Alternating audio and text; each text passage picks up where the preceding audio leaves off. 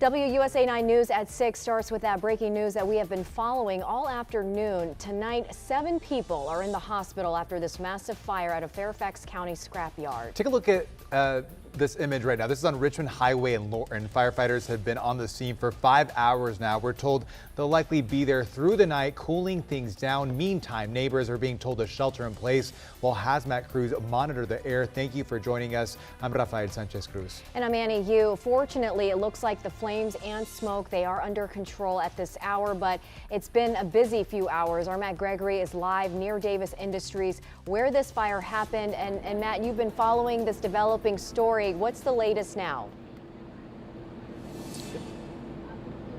I mean, the latest is what we're hearing, right? There's 7 people taken from this fire to the hospital, 1 with life-threatening injuries. And at this point, as they're cooling things down, we're actually seeing a little bit less movement back by the scrap pile. By the way, we're at a recycling plant in Lorton, Virginia, right off of 95, and that is where the fire broke out around 1 o'clock today. But before we get to what happened, let me take you through what we see right now.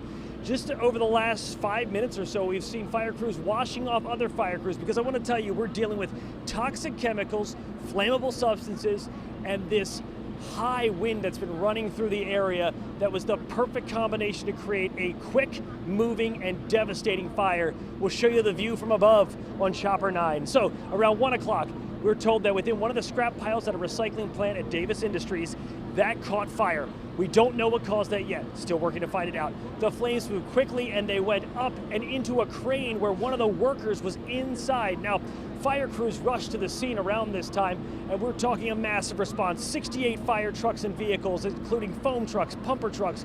We also had nearly 150 firefighters here to fight the blaze. And while talking to one of the deputy chiefs, Greg Hunter, we said, what happened to the man who was trapped in the crane? Because as I told you, we have video up there. There's a man trapped in the crane when they first got to the scene. Take a listen to how this dramatic rescue took place. So one of our initial arriving engine companies climbed the ladder that accesses the crane itself. They were able to reach the occupant of the crane. At that time, he was reported as unconscious, so he was in a serious condition. They packaged him and were able to lower him utilizing one of our aerial ladders when it arrived on scene. So leveraging one of our tower ladders, we were able to place a bucket higher, remove the victim to that bucket, and take them to the ground.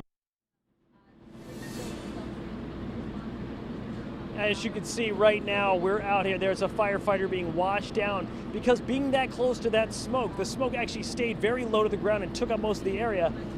There are toxic chemicals within it. That's why the 1 mile radius has, for the next couple hours or so, a shelter in place, although out of precaution, simply precaution, to shelter in place because of the toxic fumes here at the scrapyard. So where we're at right now, crews are still back there working, but this is how it works, right? Because the fire was in one of the piles, scrap piles that had metal, plastic, and other toxic substances in there.